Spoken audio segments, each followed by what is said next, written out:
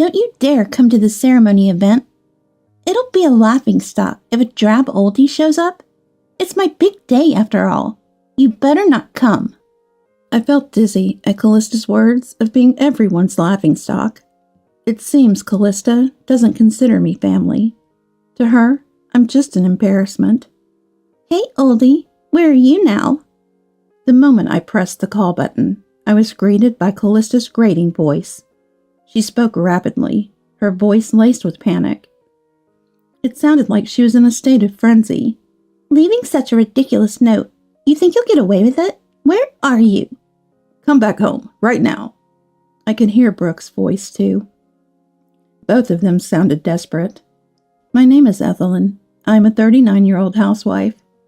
I've been juggling part-time clerical work at a local real estate agency, with raising my daughter Callista and household chores for over a decade. I married Brooks 12 years ago. He had Callista, a child from his previous marriage. I met Brooks at my former workplace. Back then, I worked for a construction company, and Brooks used to come there for business. Our company was strict with clients, but Brooks always managed to charm me with his smile. I once recommended Brooks' products to the company. I wanted to be of help to him. As a result, his company got selected for a project. That led to us going out for meals, and eventually he proposed. I joyfully accepted, quitting my job to prepare for our wedding. Shortly before the wedding, Brooks revealed he was living with his 6-year-old daughter. I thought it was a lie at first. It was hard to believe, but it was true. I met Callista a week before the wedding. She was shy or something, hiding behind Brooks and not coming out to meet me.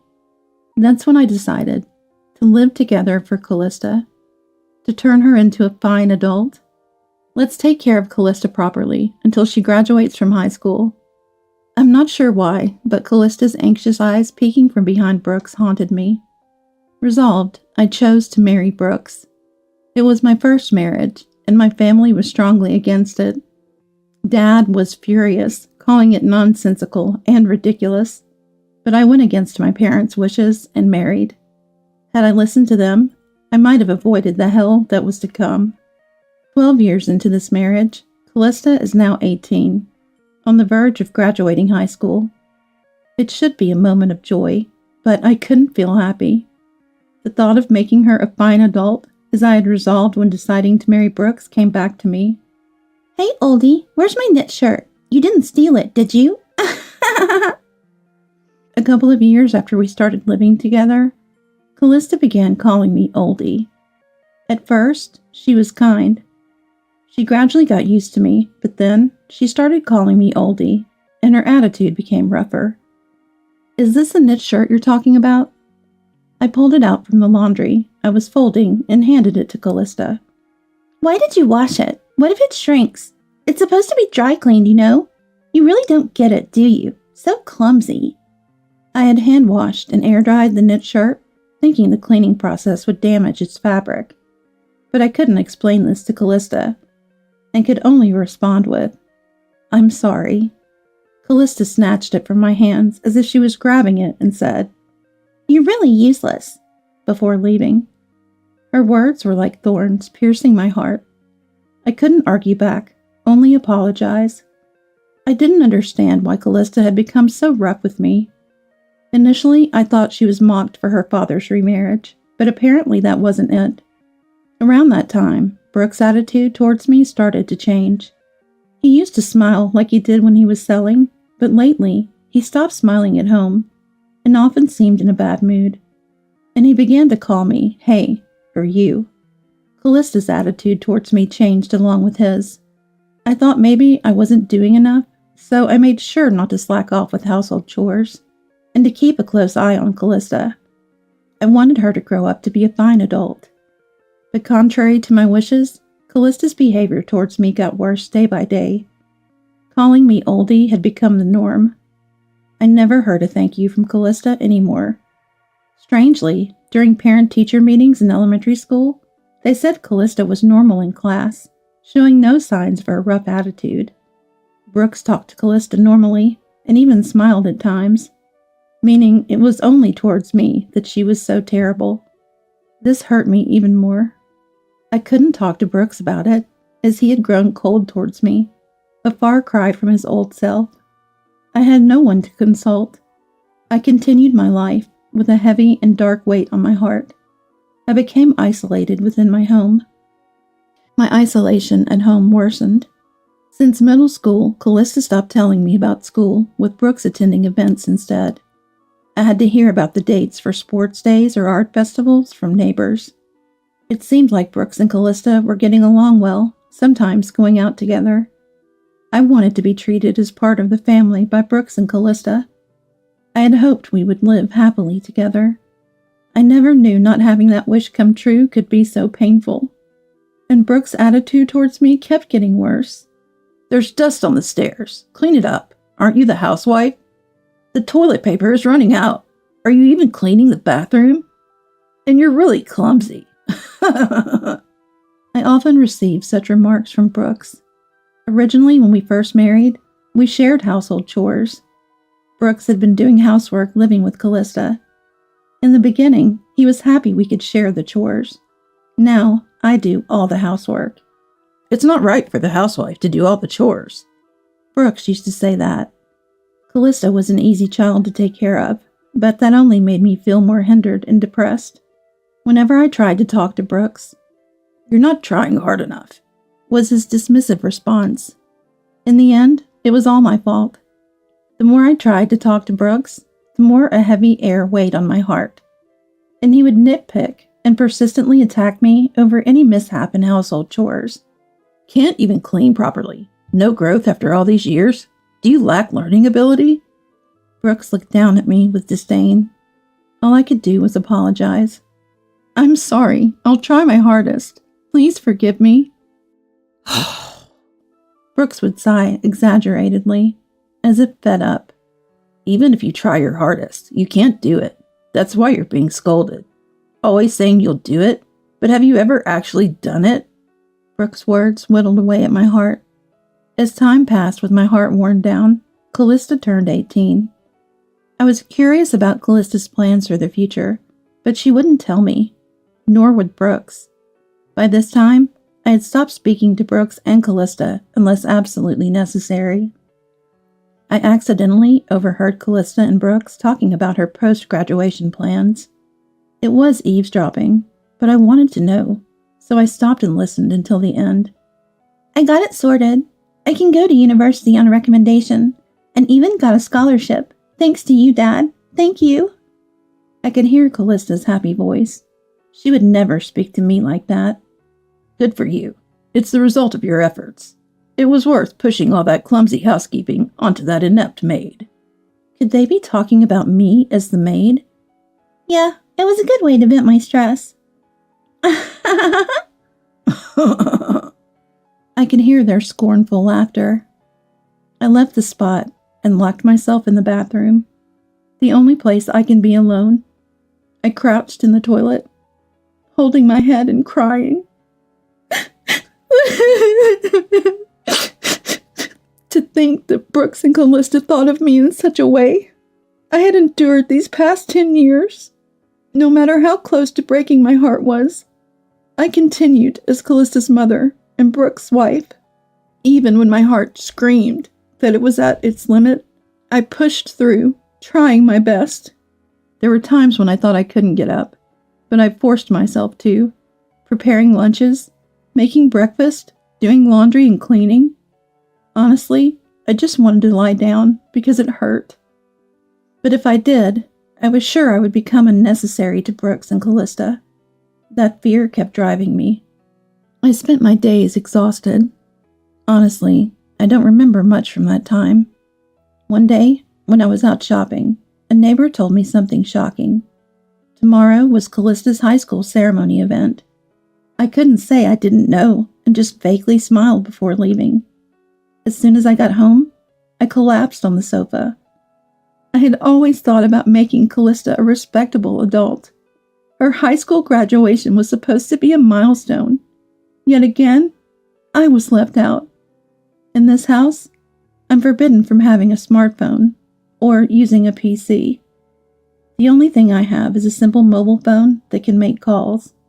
Since Brooke handles all the school-related matters, I don't even have anyone I can call a friend. I had no way to get information about the school. Still, I learned the dates of sports days and recitals from neighbors' talks or children's conversations after school, and secretly attended them. I wanted to properly attend the high school ceremony event to celebrate Callista's step into adulthood. While I was crying on the sofa, Callista came home from school. "Oldie, why are you lounging around like that? It's so gloomy. You're making the whole house dark. Can't you do something about it?" Callista glared at me, even though it was her fault. If Callista had told me about the date of the ceremony event, I wouldn't have felt this way. For the first time, I felt anger rising slowly from the depths of my heart. "So, the ceremony event is tomorrow, right? It seems you didn't tell me," I asked Callista with an accusing tone. Callista looked a bit startled by my defiant words, but then sighed dramatically, as if to cover up. "So what? You're not going to the ceremony event anyway, so why do you need to know the date?" I retorted to Callista's words. "Huh?" and tilted my head. I never said I wouldn't go to the ceremony event. "Don't come. If a drab oldie like you shows up, you'll be the laughingstock. It's my big moment after all. Don't you dare come." I felt dizzy at Callista's words about being everyone's laughingstock. Callista really doesn't think of me as family. I'm just an embarrassment to her. I had hoped for forgiveness this time, but it wasn't granted. The words "don't come" from Callista stabbed me in the heart. I was clearly just a nuisance, as Callista herself made clear. That night, Brooks came home with a suit and a dry cleaning bag. He had taken the suit to the cleaners himself without asking me. Brooks obviously knew about Callista's ceremony event. Seeing me look at the suit, Brooks said, "That's right, you didn't hear it from Callista." He looked at me with pity, laughing mockingly. Indeed, I'm the least needed in this house. Thinking of them as family was just my wishful thinking. My heart had already surpassed its limit a long time ago, I realized then. So, I decided to end being a part of this family. The next day, Brooks and Callista left for the high school ceremony event together. I was left behind as usual. And, "We'll eat out tonight, so don't bother with dinner," Brooks told me. I wasn't invited. The old me would have cried and given up, even with such treatment. But those days are over now. I had decided to leave this house. I had made up my mind last night. As soon as the two left the house, I quickly packed my bags, left a note, and walked out. I couldn't be a part of Callista and Brooks's family anymore. I decided to go to my parents' house, about an hour away by bus. At my parents' house, I would start the process of cutting ties with Brooks and Callista. In the note I left at home, I wrote about severing family ties, wanting to live alone, and requesting to discuss details through a lawyer. As of last night, I hadn't found a lawyer, but I was sure Dad would introduce me to one. My family has been owned by wealthy landowners for generations. Dad owns quite a bit of real estate and is known as a distinguished person in the area.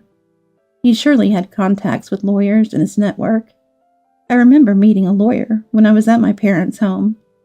Apart from consulting a lawyer, another task was to sell the house where Brooks and Callista still live. The house was built on land owned by Dad, and he had paid for its construction as my wedding gift. I had been slowly repaying Dad from the money I earned from my part-time job in real estate. This part-time job was also through Dad's connection. Dad is the owner of both the building and the land. It's registered in his name.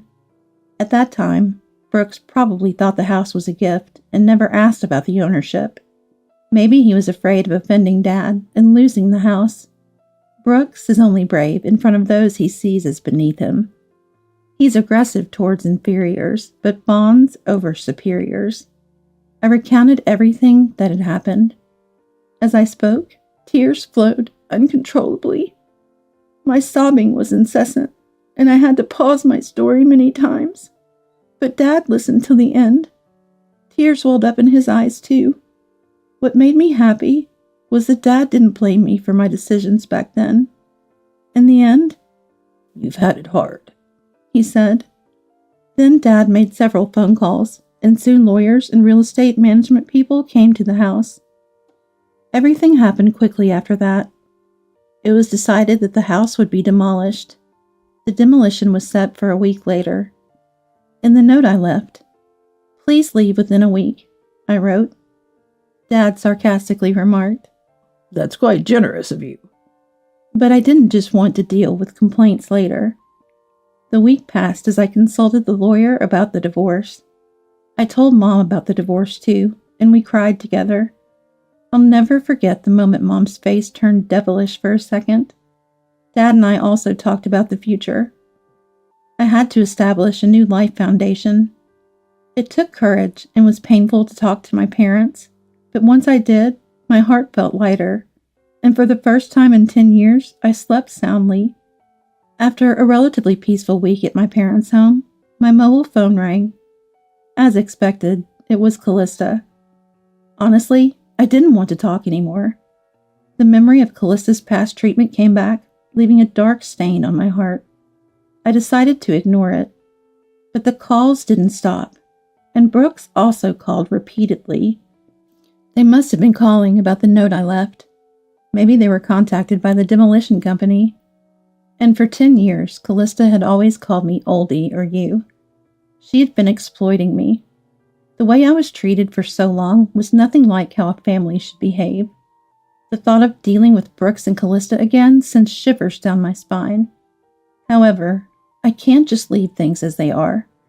I need to settle the past properly to move forward. Also, simply running away and leaving things unresolved won't satisfy me. After the terrible treatment I've received, I owe Brooks and Callista a fitting response. With resolve, I answered the phone. "Hey, oldie, where are you now?" As soon as I pressed the call button, I heard Callista's annoying voice. She spoke rapidly, her voice dripping with panic. She seemed to be in a state of a frenzy. "Leaving such a ridiculous note and thinking you'll get away with it? Where are you?" "Come back home right now." I could hear Brooks' voice too. Both of them were panicking. I imagined Callista returning from the ceremony event. Coming back from the event to find the oldie, her stress-relieving servant substitute, gone. And a note saying she should get divorced and leave the house. Even Callista would panic in such a situation. Especially on the day of an important ceremony event. I couldn't help but smile at Callista's desperation. Who is this?" Callista was taken aback by my unexpected response. I hung up the phone. Then, I called the real estate management company to confirm when the demolition would start. As scheduled, it was to start tomorrow, and Brooks had been informed. I requested to postpone the demolition to the day after tomorrow and asked them to inform Brooks of the delay. 1 day of reprieve was given. Brooks would likely come here. That's when I would unleash my retribution on Brooks and Callista. Brooks and Callista called dozens of times, but I ignored them all. The next day, around noon, I heard the doorbell ring. Ding dong! I could hear pounding on the front door. It must be Brooks and Callista. They probably wanted to come earlier, but the bus connections are terrible, and it could take an incredibly long time. Brooks and Callista were panting. They must have been in a rush. I had arranged with Dad and Mom to stay back, so it seemed like I was the only one home. I led Brooks and Callista into the living room. Brooks entered the house, visibly shaken. He's intimidated by my dad. Dad is a wealthy and distinguished person in town, plus he has an imposing presence. Brooks probably sees him as superior. Callista, on the other hand, isn't intimidated at all. She seems fully intent on overpowering me and taking me back. She sat down in the living room chair, legs crossed. With arms folded, she silently gestured for me to sit across from her. I prepared tea with leisurely movements, taking my time before sitting opposite her. Impatient, Callista addressed me. "What the hell is this about?" Brooks, sitting next to me, placed the note I had left on the table. I didn't react at all, just silently stared into Callista's eyes. Callista looked away first, trying to shake off the awkwardness with a laugh. What was that "who is this" yesterday? Such a poor act. Still, I remained silent, continuing to stare at Callista. Callista became uncomfortable under my gaze, readjusting her seat and continuing to speak. Sorry, but you're just a clumsy oldie. You can't live without relying on us. You're like trash. I almost reacted to Callista's harsh words, but held back, because I noticed a tremble in Callista's voice. She must be putting on a brave front. Brooks had been silent this whole time, just observing how things would unfold. Stop being stubborn and come back home. Callista was trying to confuse and berate me into returning home. The more agitated Callista got, the calmer I responded. I don't have a family, do I? Oh, I have parents. But you two aren't my family, are you? Callista, too, must be feeling out of her depth. She raised her voice. What are you talking about? Dad and I are your family, right, Dad? Callista seemed to feel disadvantaged on her own and started seeking Brooks' support. Brooks looked around, ensuring no one else was present, and then, as if reassured, spoke to me. That's right. You can't live without us, so you're coming back. Brooks began to act arrogantly, noticing that my parents were not around. Looking back, what a weak man he is. Therefore, I have no family. I responded firmly. No matter what Brooks and Callista say, I will continue to treat them as strangers. Brooks and Callista are not my family. If they were, they wouldn't have treated me like a slave. A family is supposed to support and help each other, to be there for one another in times of need. But Brooks and Callista were different. They had treated me like a servant, and a vent for their stress for 10 long years. Brooks and Callista believed that it's normal. They don't realize how terrible and wrong it is. They have been oppressing me unconsciously. I'm amazed I endured it for 10 years. I'm impressed with myself. It all started when I saw Callista's anxious eyes peeking out from behind, bound by my own words to raise Callista into a respectable adult. For those words, I devoted myself desperately to Brooks and Callista, so I endured until Callista's high school graduation. I had hoped that Brooks and Callista would change their attitude towards me by the time of her graduation, and that we could continue as a family. Naturally, they betrayed my expectations, leading to this situation. Everything was decided by their attitude the day before the ceremony event. That's why I'm treating them appropriately now. Brooks and Callista are no longer my family. That's why I won't treat them as such. Realizing the meaning behind my treating them as strangers, Callista changed her approach. Mom, Dad and I are your family, aren't we? Stop this pointless act, please. Somewhere along the line, I went from being oldie to mom in Callista's speech. Apparently, Callista is starting to realize things won't go as before. Brooks, too, is nervously watching Callista and me. You might not be my birth mother, but we've lived together for so long, so please listen to my request. Callista unraveled her crossed arms, clasping her hands together in front of her. Her previously defiant posture has reversed. I have no recollection of asking for requests from someone who isn't family. I continued to respond coldly, suppressing my emotions. Tears started to well up in Callista's eyes. She pleaded with me in desperation. Please listen. That note you left is a lie, right? You can't really be selling the house. It can't be serious. After all, you're our family, Mom. Callista's use of Mom made me feel nauseous. Moreover, what Callista cared about was the house. She's probably anxious about losing the house, even though losing the house is a fact.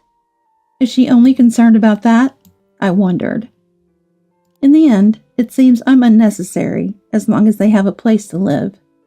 No matter how much Callista begs, my mind won't change. Callista lowered her face. She seems to be crying. What kind of joke is this? Enough with your disdainful attitude, Brooks said, probably unsettled by Callista's tears, and then directed aggressive words at me. What's with that note? Come back right now and stop the demolition. Brooks spoke rapidly, driven by anger. I can't do that. It's already been decided. I continued to answer with a suppressed emotional voice. You think you can get away with doing this to your family? That's why I keep saying you two aren't my family. Neither Brooks nor Callista seem to be listening. Please understand. I've already told you, you're not my family. How many times have I had to repeat the same words? Brooks suddenly stood up and slammed his fist on the table. Don't mess with me. I was startled, but managed to suppress my reaction. Who's messing around? How can I act like family now, after 10 years of not being treated as one? My voice came out harsher than I intended. I'm angry.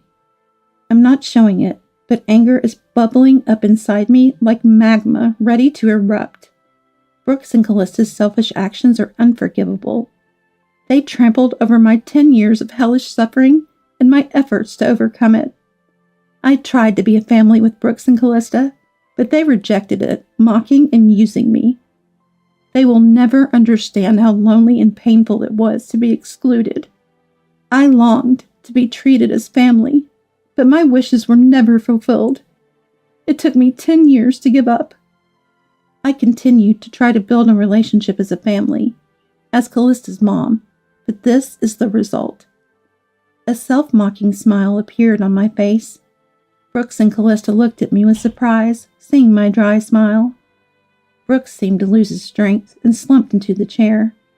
These two, far from understanding my feelings, were trying to use me until the very end. No matter how much I cared for Brooks and Callista, they never thought of me. Even though I cherished them, they never cherished me. Then, when they find themselves in a tight spot, they suddenly claim we're family and try to use me. It's far too convenient. I feel not just a headache, but even nausea. Why did I endure this for 10 years for such people? Looking back, it's astonishing. But dwelling on it now is pointless. There's no future for me, Brooks, and Callista together anymore. All I can do is make Brooks and Callista recognize their wrongdoing and pay for it. I no longer have any expectations or trust in Callista and Brooks. Brooks stood up and apologized deeply. I'm sorry, so please come back. I'm begging you. Even with his apology and plea for me to return, it doesn't touch my heart at all. I have no intention of extending a helping hand or living with them again. Enough already. I'm no longer your family. I'm a stranger to you. Callista, following Brooks's lead, started to apologize deeply too. I'm sorry. Please forgive me. We're family, so I want to go back together. I'm just appalled by this selfish way of speaking. After treating me like a stranger for 10 years, now you say come back because we're family? Do you really think I'd say okay? That's just too naive. That's not happening. I'm losing my ability to remain calm. Words I would never have said before start to spill out unrestrained. Harsh words that I'd refrained from saying to Brooks and Callista are now flowing freely. I don't want to hear any excuses. I can't trust any words you say. I can never see us as family again. Then I placed a sheet of paper in front of Brooks. It's a divorce petition. Of course, I had already signed it. Write the divorce petition now. I'll submit it. Write it here and now. Brooks is shaking his head. Then he showed me a smile. Think it over, will you? I'm just astounded by Brooks's persistence. Such a small-minded man. That flattering smile he's showing me, I had always misunderstood it. The smile he showed when we first met was a sleazy expression used to size someone up. I had mistaken it for kindness. Even thinking about it now makes me angry. I stood up and called Dad and Mom from the back. Dad and Mom appeared in the living room. Brooks' mouth hung open so wide, it looked like his jaw might drop off. Tyrone. Dad glared sharply at Brooks. Mom also looked stern. Brooks, just from being glared at, shrank and hunched his shoulders. I apologize. Brooks apologized deeply, while Callista also apologized. I'm sorry for the trouble caused by Ethelyn's misdeeds to you and Aubrey. I thought I heard wrong. My misdeeds? What is he talking about?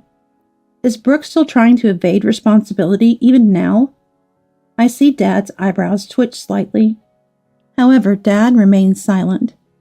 Ethelyn left home on her own. We're just trying to persuade her to come back, right, Callista? Brooks prompts Callista to agree with his fabricated story. Ethelyn's misdeeds? Don't joke. Dad's loud voice echoes through the house, making the windows rattle. Brooks and Callista gasp and hold their breath. Dad stands in front of Brooks, bending down to meet his gaze. How can you interpret Ethelyn's actions as selfish? You only think of yourself. You're such a small man. Then Dad turns to Callista. You two have done terrible things following this man. What did you think of Ethelyn, fool? Again, Dad's loud voice resounds. Callista seems terrified, her body shaking. Dad stands up and glares at the two. Callista, you've been causing trouble at school, too. I've looked into it. Indeed, Dad had a detective friend investigate Callista, who had been forcibly taking money from a female student at school. The victim was too scared to consult anyone, but Dad was preparing to help with a criminal complaint. Callista treated me the same way she did at school. Callista exclaims, "Lies!" and widens her eyes. "Did she snitch on me?" I feel like I'm seeing Callista's true nature. Absolutely no remorse. She's only thinking about getting through this situation. And you, Brooks, you've been embezzling company money. This was also uncovered by the detective. Brooks had been making up business trips. I hired a detective to strengthen my case for divorce, but shockingly, incriminating facts about both emerged. Why would you even? Was it her? Brooks reacts just like Callista.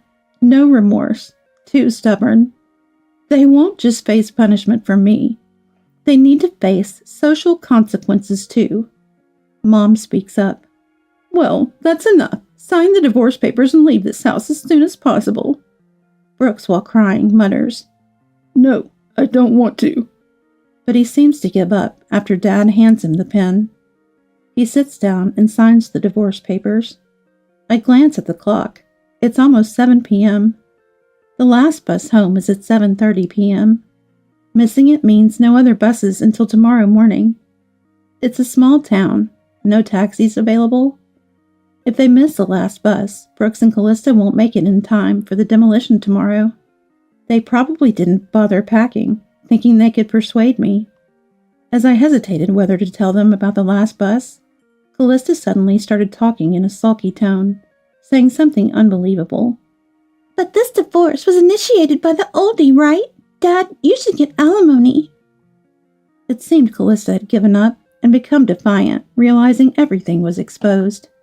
Dad and Mom looked shocked. That's impossible. What you two did is a serious crime. Callista faltered for a moment.